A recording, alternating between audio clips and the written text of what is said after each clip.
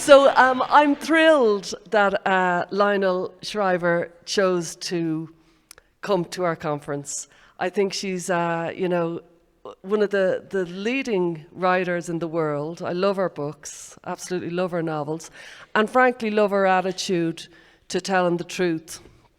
And so I really wanted to hear what Lionel had to say about the trans phenomenon. We did do a podcast a while ago, and everything she said was right up my alley. But I'd love now just to hear where you're at about, you and I were just talking a second ago about Andrew Sullivan and this concept of fake trans and real trans, and how do we deal with that? And I thought that would be a good place to start off, where you're at with this whole thing. Well, obviously, we started out with a very rare mental disorder, which took off bizarrely, and there are people who cling to this notion that there were the people with the rare disorder and that are completely different from the fake trans people. Actually, Andrew Sullivan has never put it that way, but is constantly trying to distinguish between the real trans and then the people who are really just gay. He's trying to straddle two political positions at once, and I don't think it works. They're all fake.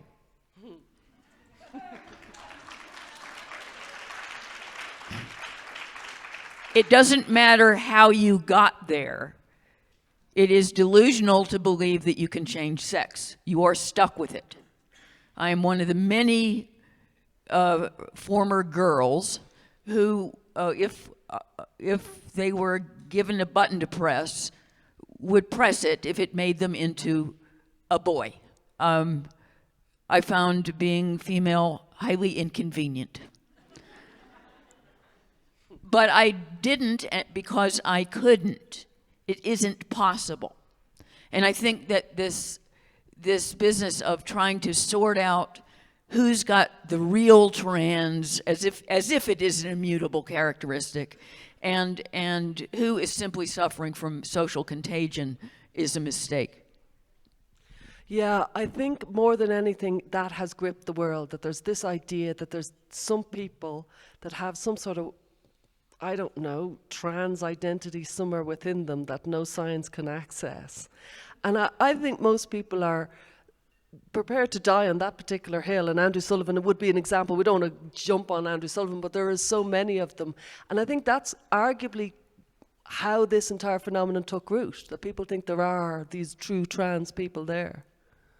Yeah, it's funny because I started out being on quite different sides of this issue with my husband, who fancied himself, understanding and open-minded. And so when this first started to take off, which I would identify as it was 2012, my husband was, defensive of these people who have this genuine condition, and we should be sympathetic with it. And I'm starting to say, well, fair enough, but where did this come from, and why are we suddenly watching a documentary a week about little boys in dresses? And little by little, my husband has stopped saying that, has shut up. That there was a long period of just shutting up. And then it was like, well, he didn't want me to come here, by the way, because he's afraid, well, you know what he's afraid of. I'm afraid to say it out loud. That's bizarre. I'm afraid of getting shot. But when I was on my way here, he said, "What's your main argument?" And I said, blah, blah, blah. And he said, no. You cannot change sex. He's a convert. Can I lean in on that for a second? Because there's an awful lot of people out there who are right now saying, how did you convince him? Because there's an awful lot of marriages where they are really in deep disagreement over this particular point? How'd you get him over? Well, I think this was one of those rare instances of our marriage seeming positively healthy, because it's hard to change your mind in the spousal relationship. I mean, it's always more comfortable when you agree on things, but when you disagree, it's like any disagreement. It usually gets entrenched, and people get driven to even more extreme positions. I see how that happens, and when it's not an abstract issue, but your own child, I totally understand why marriages would be destroyed. In fact, the novel that made my name, We Need to Talk About Kevin, is really about that. It's not about a conflict between, over whether or not this kid is trans, but it definitely was a conflict about the nature of their child. And was there something wrong with him, or was he displaying strange behaviors because his mother was unloving and crap, So, but it was an exploration of exactly that kind of split over the nature of the child. You said something just there a few minutes ago, and you were bang on the money. You said 2012, it changed. Now, any of us who have studied the field knows that 2012 was a very pivotal year where everything changed insofar as the standards of care came out and gender dysphoria turned into gender identity, the other way around. Gender identity disorder turned into gender dysphoria around 2013. So much of it happened. And yeah, there was a huge amount of funding, and there was a documentary a week selling this concept to us. And I heard you say something interesting, and it was bang on. You said it was like there was suddenly in the T's and C's written every time that trans came up that suddenly we couldn't laugh at the idea of men in dresses. That suddenly there was this kind of change in attitude. What's your read on how did suddenly everybody know that this wasn't funny anymore? Or I'm not an expert on this, but I have written a novel which examines this phenomenon. My last novel is titled Mania, and my readership. And I had observed, starting with the trans obsession, or actually the trans fetish, I like that. That started with the trans fetish, but it moved on. There was Black Lives Matter, there was the Me Too movement, COVID was a social mania. I frankly think that climate change is a social mania. There are a lot of people who disagree with that, but and right now, this whole pro-Palestinian thing is a social mania. Or I should say, anti-Israel.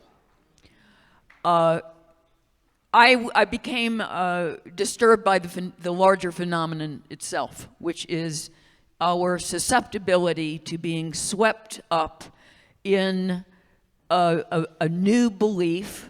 In fact, Mania could have been titled, what was that extreme? Overvalued beliefs. Although I don't think it's as catchy. And we believe things because everyone else apparently believes them. And that's not a good reason.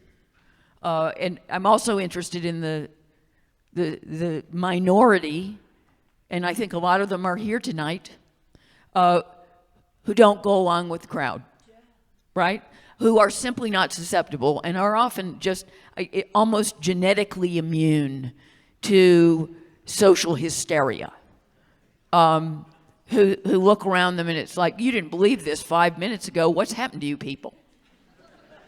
But in order to write about the phenomenon, I conceived my own social hysteria, which is that it suddenly seizes the entire Western world, this idea that there's no such thing as variable human intelligence, and we are all equally smart. And any difference that we, our ability to do and say things, it's just a processing issue.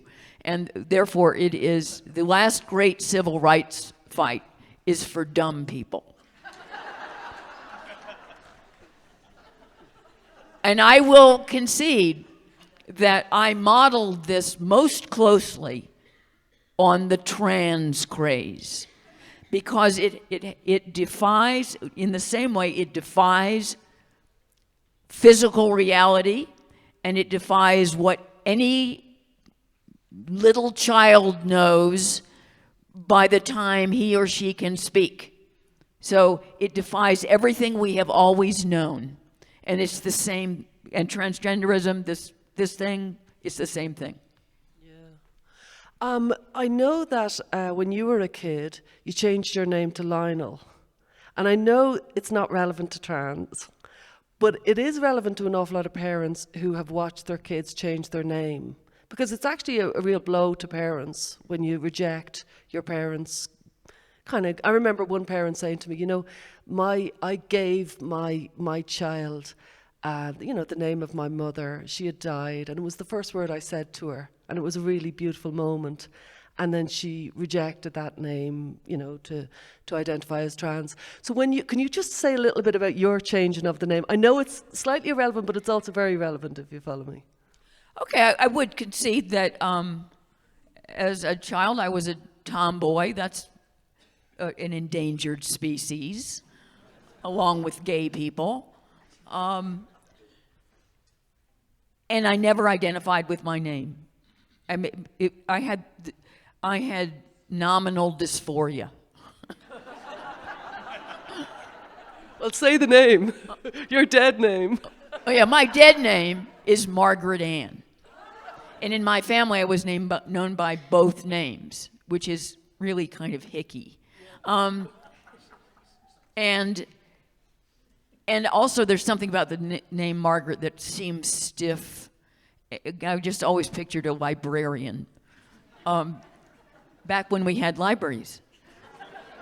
And so when my family moved from Raleigh to Atlanta, this was my opportunity to change my name. I'd had taken on a number of aliases, but none of them stuck. And I knew that nobody knew me yet, so I could get away with it. And what age were you?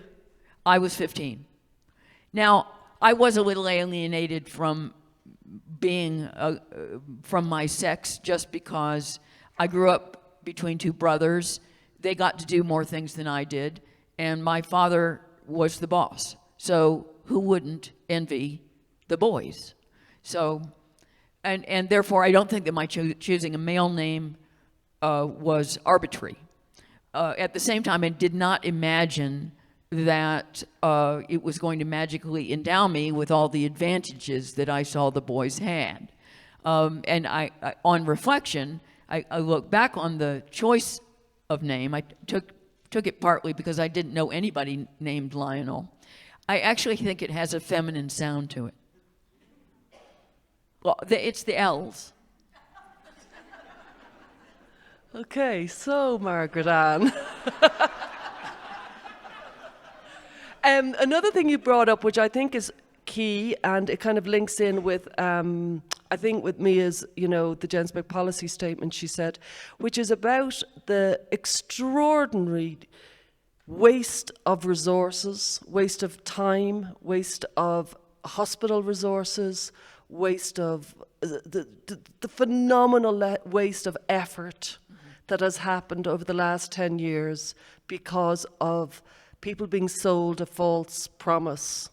And I know you've spoken about it, how ultimately the waste of this is where we need to kind of draw a line and say this can't really go forward as let's say, something that the insurance or healthcare. Could you speak a little bit about the waste of it? Yes, I mean, I've gone public with this one before, but we have enough men and women, and we don't need to swap them around. Socially and medically, roughly the same number of each sex is born, and it is a ludicrous waste of resources in many senses to keep trying to have people change places, and it's not just medically, I feel strongly that we should not be making insurance companies cover this. I don't think that Medicaid should cover this. I certainly don't think Medicare should cover this. All of us are paying for it. If you have insurance, if you pay taxes, we are funding this stuff unwillingly. But it's also a waste on the cultural front. We are putting huge energy, cultural energy into this conflict. We're putting political energy into this conflict. We probably elected Trump because of this conflict. So if you're a Democrat, you're really paying for it. And I hate to say it, but everyone here is also ultimately having their resources wasted. We could be talking about something else. And because one of the points I promised myself to make tonight is I want to urge all of us never to relinquish our incredulity. In fact, I find I have to refresh mine from time to time. I step back and I think, oh my fucking God.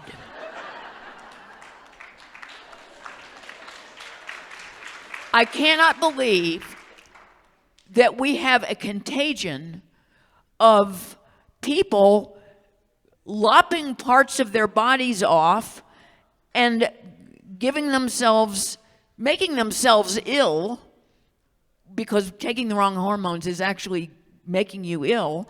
We have people trying to change sex all the time, and that's what everyone in education is obsessed with. I mean, how did we get here?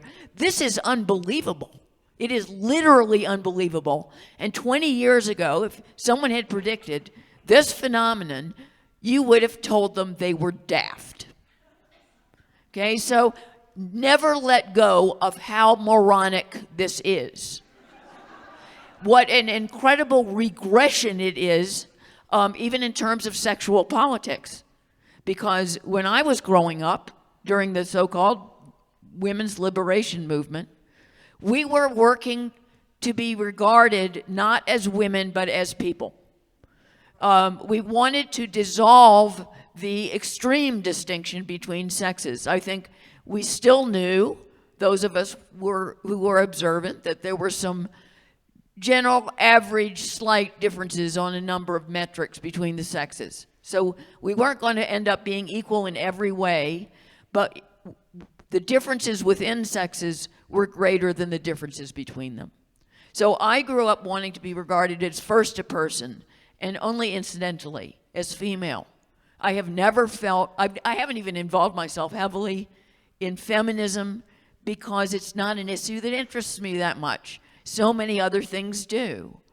And I want to be free to, when I'm writing, I want to be first a writer, a novelist, a journalist, and not a women's writer, So I want sex to be demoted in importance in terms of the way we perceive each other and treat each other.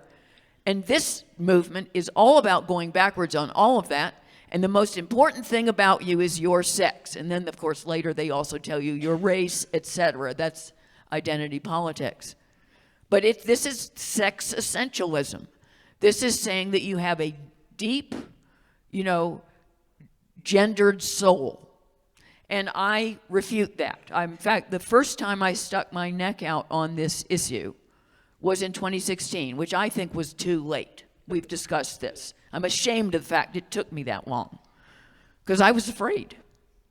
But I wrote an essay basically arguing that when I am by myself, I do not feel female.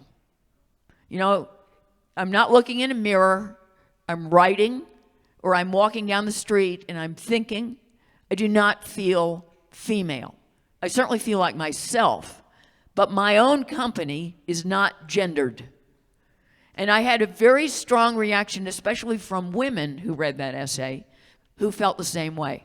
Now, interestingly, men are a little less likely to do that because being male is still an advantage, and therefore it is more natural to cling to that identity. It is not in women's, still not in women's interest to cling to the female identity because it's still associated, even if we've made great strides, it's still associated with weakness. Because, of course, we're physically weaker, that's a fact, and that starts feeling a little metaphorical. But that essay was diametrically opposed to the transgender movement, which is telling you that your soul is male or female. And I reject that. Yeah. Now, I'm reluctant to kind of, now you're in full flight to push back, and yet I'm going to. You know, this whole waste, and it is a waste, but then I think, you know, there's arguably a golden thread that, you know, maybe started with anorexia, where, for starters, teenage girls attacked their own bodies. And, you know, arguably in the 50s and 60s, the hypersexualization of teenage girls took flight in a kind of era of free love. Anyway, it moved on, and then, you know, had somebody spoke about that, they would have talked about the waste. You know, the ability of the human mind to torment themselves could never be underestimated. And had somebody spoke about it, had we been sitting here 40, 50 years ago, we would have said the waste. Why would you be starving yourself? This is just a waste of everybody here. And then you'd say the same about bulimia, vomiting. What a waste. Why would you do that? Why would you eat and then vomit with bulimia? Again, self-harm. Why would you cut yourself? It's a waste. So while it is a waste, you know what I mean, it's a waste of medical resources, and I particularly like the point about swapsies. We don't need to play swapsies. We have enough men and women.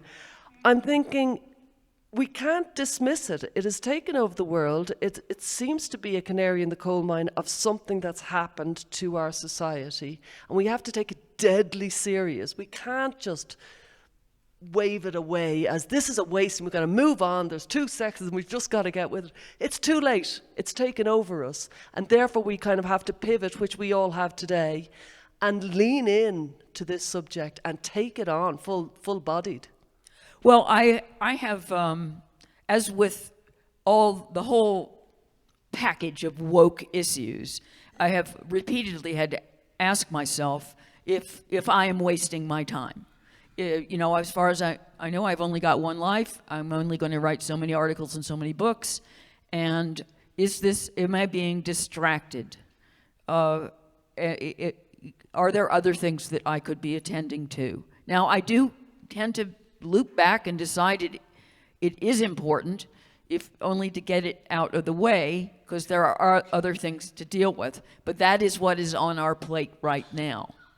And I think one of the things that this ideology has done is for the individual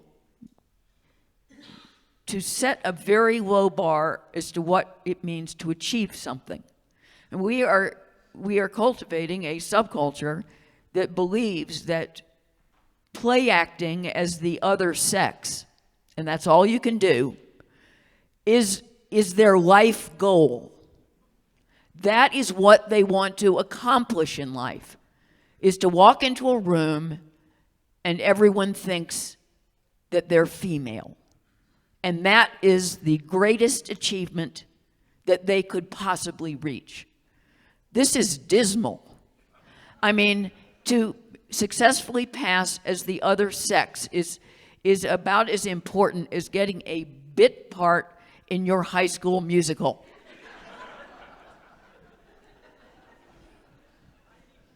I'm afraid that low bar also extends to the society at large. I mean, if we're spending all this cultural energy on playing swapsies, then we're expecting very little of ourselves, and it makes us look bad on a large. And I would extend that to the larger geopolitical sphere. You know, on this point, Putin is right. He's right. We are decadent. This is decadent. And this is a waste of social and political energies. And you know, we are making ourselves ridiculous when Biden has this admiral in the Navy, Rachel Levine. We look absurd. You know, he's on TV, he's in the newspaper. I say he. Arrest me.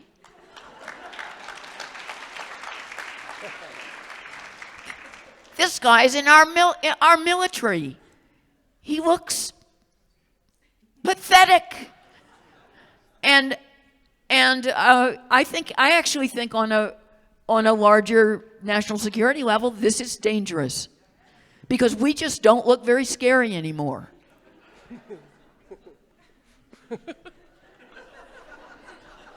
Fair enough, fair enough.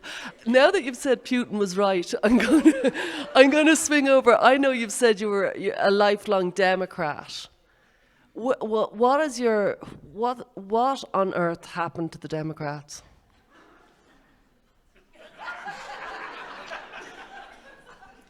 Are we going to be here all week? Yeah.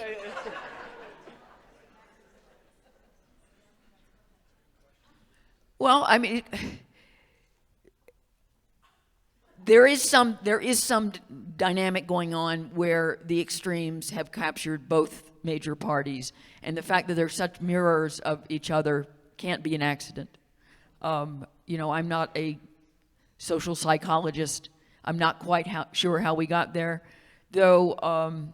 It's funnily enough, the same thing happened in Northern Ireland, right? Didn't it? Oh dear. Sorry. No, we're not going to get into that. We got into that last night.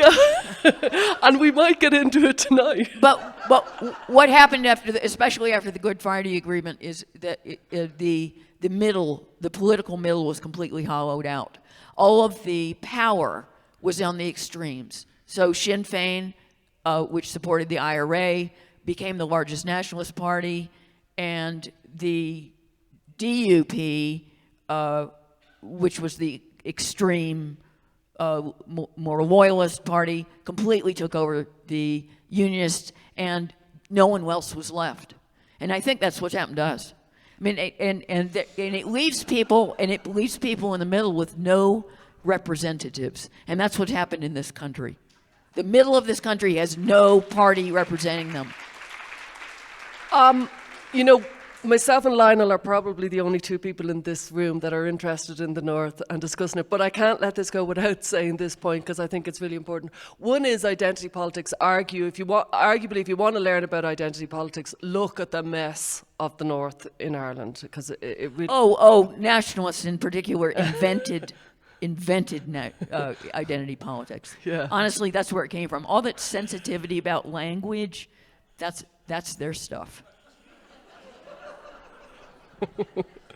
I'm thinking, will I bite? But what I wanted to make actually was a much more important point, and it is an important point, is the peace process, which many of you mightn't be interested in, but it is. And that, when we had the peace process in Ireland, everybody was unhappy, and I'm thinking of resolution for the trans issue. Everybody was unhappy with the peace process. It was a mess. Everybody was not happy with signing up to it. It was just, yeah, we all voted, but everybody was unhappy with the details. The details were not good. But everybody just thought, so much hurt, so much destruction has happened. All we can do is sign up to this thing that nobody's happy with, because we've got to move out of this awful paralysis, identity politics, destruction. I think this is going to happen one day, and I predicted this many years ago about trans, that ultimately there will have to be a kind of a truth and reconciliation. Our side, for want of a better phrase, the two sides are both going to be unhappy, probably with the resolution. There will probably be extreme compromise. Having lived through it in the North and living through it with this discussion, there will be compromise on both sides. And it still hurts me. You know, I hate it, actually, in the North, but I realised it had to be done because of all the destruction. Arguably, that's what's going to happen with trans. There's going to be compromises. I don't think so. Oh, interesting. No, I think a much better model of what is going to happen to the trans thing is the recovered memory syndrome. Have you noticed that we don't talk about it anymore? That astute mention of that phenomenon is incredibly rare. For the most part, it's like, oh, never mind that. And yet it was huge, and it destroyed family after family, and it was built completely on a lie, and we just moved rapidly on, and that's what happens. You're going to have a lot of lawsuits. You're going to have people going after doctors. Doctors are quietly going to stop doing those surgeries, and all the people who were all rah-rah about trans are finally going to shut up. And then they're going to pretend they were never into it, right? And what is left, what will be left, is the detritus of the families where the kids transitioned. What will be left is adults who can't come, who can't have children, and nobody is going to want to hear about it. We're just going to move rapidly on, and that's what I predict. You're wrong. And I'll tell you why. Because I think, and I would love if you were right, and I used to really lean into the recovered memory syndrome as the example that we needed to kind of analyze and think about and learn from, and frankly follow with, you know, the kind of false memory foundation that Paul McHugh and others created as a response to recovered memory. They created a concept called false memory syndrome, and it was a very clever, and I thought it was a great idea. The reason why I sadly worry that you're wrong is it's so embedded. It's embedded in medicine, it's embedded in legislation, it's embedded in law, it's embedded in politics, it's embedded in education, it's embedded in so many other places. And it's so much bigger in the policies that to pull back from it, I think, is going to be significantly longer, harder, more complicated, more tortured. I can't see how we can do that.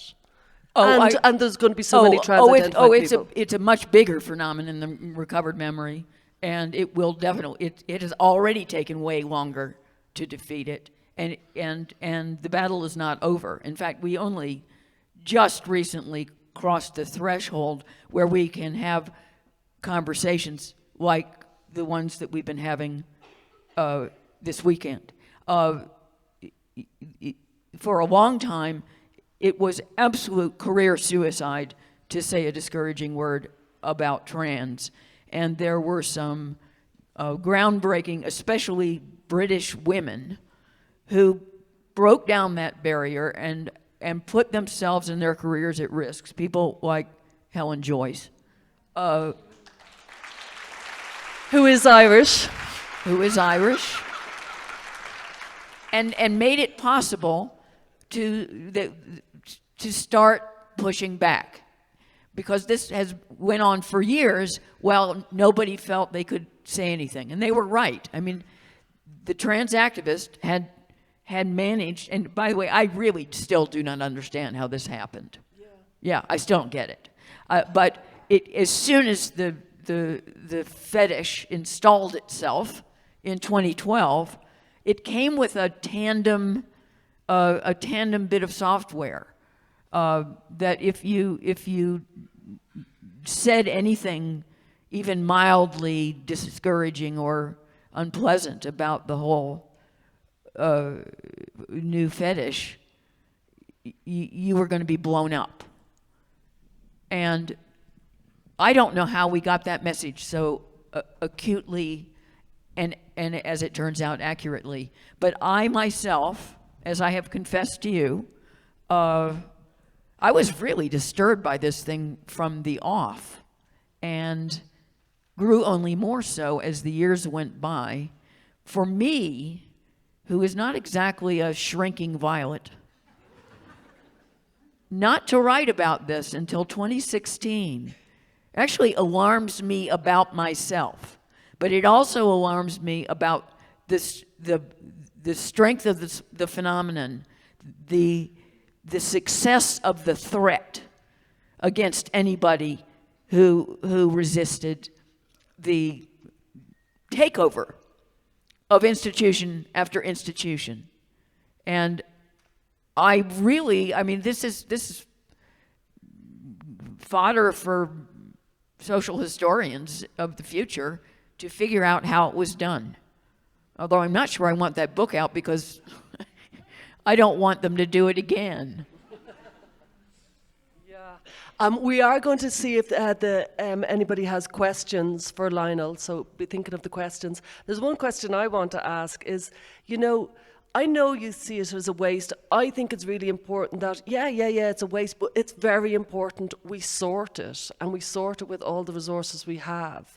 And arguably there's a moral duty on every one of us to kind of turn and face it. You know what I mean? Turn and face it and take it. And that's why I want to convince you to make sure that you're going to write about this in a novel. Yeah. We need to talk about Aidan, Well, I think the very least we can do is upend the conversation, because we're admiring the wrong people and for the wrong reasons. I mean, I can see how it's attractive to go trans, given the rhetoric we throw at it. It's always such a brave decision. It means that you are worthy of special treatment and admiration. We do present it as some kind of great achievement. We present the embrace of fraudulence as authenticity. We need to switch the conversation. We actually have to put a little more stigma on it now. And there's nothing wrong with stigma. Stigma attaches to things for a reason.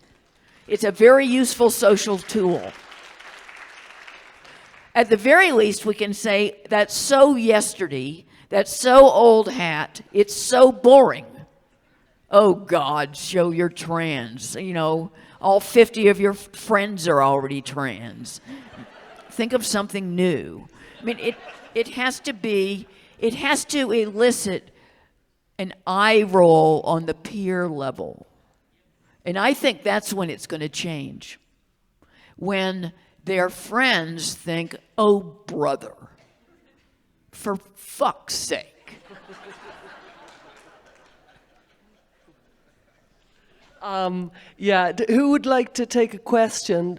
Put your hands up. Yeah, Cynthia Craven's here. And just two quick questions. One, do you ever envision American feminists like Rebecca Solnit admitting that she was wrong or coming over to our side? And number two, my understanding is that the Denton playbook played a big role in this whole thing starting. And do you think getting that advertised, getting people to understand more about the Denton playbook and its advice on how to get policies and laws passed stealthily might be helpful in people coming to understand that? Well, on the first point, after COVID, I now have no faith in any public figures to admit they're wrong on anything. Okay? So don't hold your breath. It won't happen. And I've never heard of the Denton playbook. I've just disappointed you all. So please stand. Here's another confession. I'd never heard of Charlie Kirk until he was murdered. So, I get 100 emails a day, and I subscribe to 6 or 7 newspapers. I can't cover everything. It's me again. I think you're both right, Stella, because of all the money and the embeddedness. And Lionel, I think you're right also. And I think the reason is that because this thing is not natural. And I think the devastation from the families and the medical, these people that transitioned, 5, 10 years ago after all the hormone treatments. It's going to wreck society. And I think that voice is just going to be amplified more and more and more, and it will become socially unacceptable. So your thoughts on that, please. Yeah, I just see at some point, and I can't, I'm not a soothsayer, I can't say when, the tide is going to turn, and you're not going to find celebrities touting their trans kid, because it's not going to accord them the same prestige.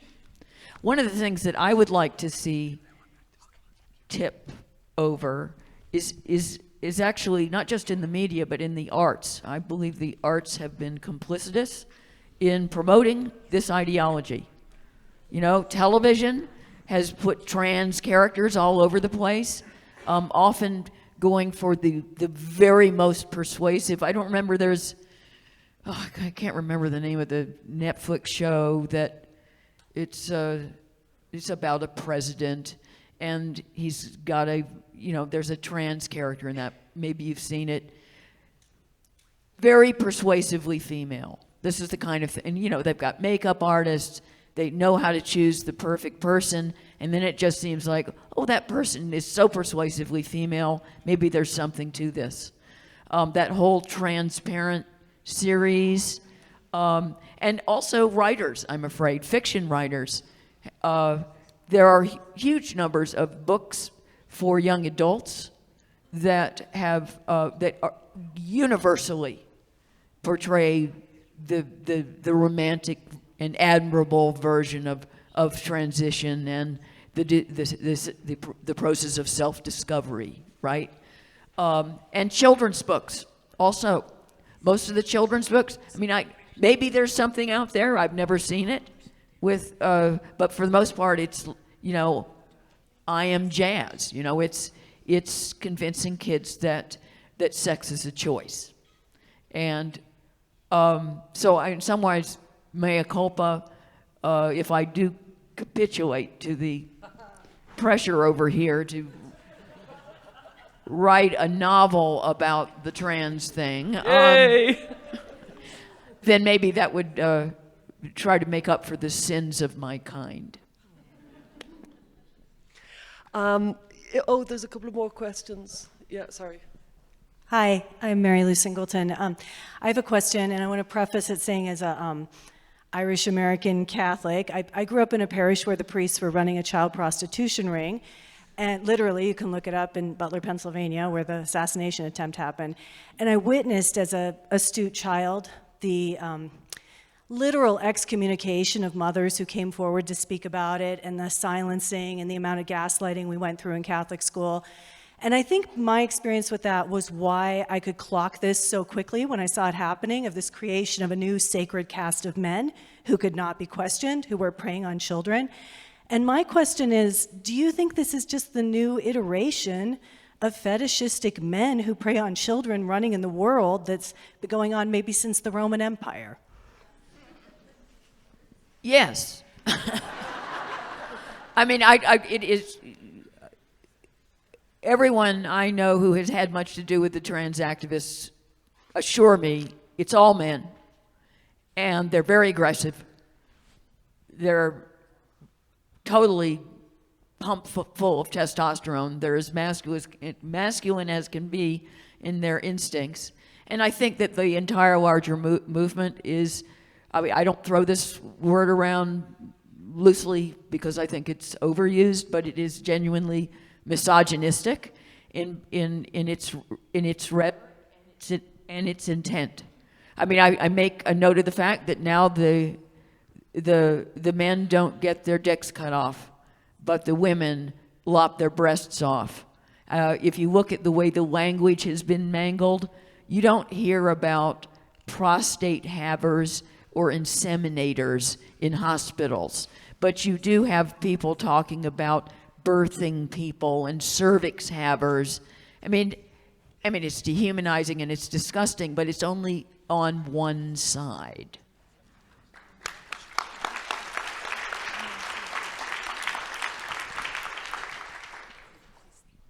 Hi. Why are women the beating, supportive heart of the trans movement? Well, that is another mystery. It's what women, it is women's weakness. It's this pathological empathy, and it's responding to the cultural moment.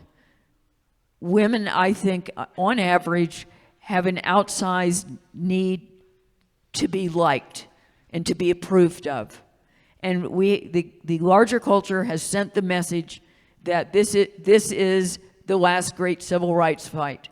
This is, if you really care about others and you want to defend their rights, you know, one of the things we should never let the activists get away with is to describe this as about trans rights, because nobody is telling them to sit at the back of the bus or that they can't vote. The rights that they're talking about are the rights of men to go into women's prisons and rape crisis counseling and to enter women's sports. I mean, those are the rights we're talking about. But I just think women are very easily manipulated by these larger social trends, especially if it has to do with, you know, fairness, justice, being kind, being loving. And it's not just about those genuine emotions and genuine concerns, but it is much more ego-driven, a need for validation, the need for group acceptance, the need for other people's approval. And I'm afraid our sex has a bigger problem with that than men. Hi, my name's Kate Townsend. I'm a GP in England, and that's a physician for those that don't understand what that means, but in the community. I was listening to online teaching given by the Tavistock in London about treating people that are gender questioning. And one of the psychiatrists told us that he could not, he's very much pro-transgender, very much affirming. And he said he could not have his photograph taken with his children because he was afraid of the reaction that would create, and that his house would be attacked, and that he would be attacked, or his children might be. So the sadness that I have is that the violence can go both ways. And the question I have is, what can we do to change that? On this particular issue, I find the violence, I mean, apropos of the Bogosian little play here, it's mostly on one side. I mean, honestly, I think that if this were a conference promoting trans, full of the surgeons and that who are eagerly doing this so-called treatment, we wouldn't have the same security as we do outside. And my husband wouldn't have urged me not to come here. So, and I think, I mean, in both instances, those are rational concerns, but the parallel gathering that I just described would not have had those concerns. So, you know, we can't solve all of political violence in a weekend, but this is a very specific kind of political violence. And these people are genuinely scary, and there are a lot of people now who have stuck their necks out on this issue who are driven to take security measures, not just in an appearance like this, but all the time. And it's not the people who are promoting this stuff. So to finish, I've heard you say that you think there's, you know, especially if we're going to pick anybody who's brave, we should highlight the detransitioners. So if you could speak about that and then we'll finish. Yes, it's very clear that because we've got this false social consensus going, and it's been going now for, 13, 14 years. It doesn't take any bravery to support so-called trans rights. But it does take bravery to resist the movement. And it takes a lot of bravery to realize that you have been caught up in something that is doing you harm and a lot of other people harm, and you have been fooled. It is really, and that's hard enough to do when it's just an opinion, right? And you've said something, and then you realize you were wrong, and maybe you said something in public, and that makes it a little bit harder. But if you put your literal body on the line to back up a perception that turns out to be fool's gold, it takes enormous integrity and bravery and steeliness to pull back and publicly announce, and when you're doing something with your body, it's public, that you were wrong, you were misguided, you were taken in. And, it's even worse because detransitioners are spurned. And there's a huge identity, as we all know, wrapped up with throwing your lot in with the trans crowd, and it comes with a lot of support, especially online, and you don't get that when you become a traitor to the cause. And so that's what really requires bravery. And then on a secondary level, I say, the therapists who are willing to push back against the pressure to affirm, the doctors who refuse to do this kind of stuff, the teachers who won't go along with this bullshit gender person curriculum. These are admirable people. And because we haven't solved this, and we've only recently crossed the threshold where we can call this out and talk about the harms that this phenomenon is doing, it still requires a lot of interior strength to stick up for what is still an horrifically minority opinion. So all of you are brave. Ladies and gentlemen, Lionel Shriver.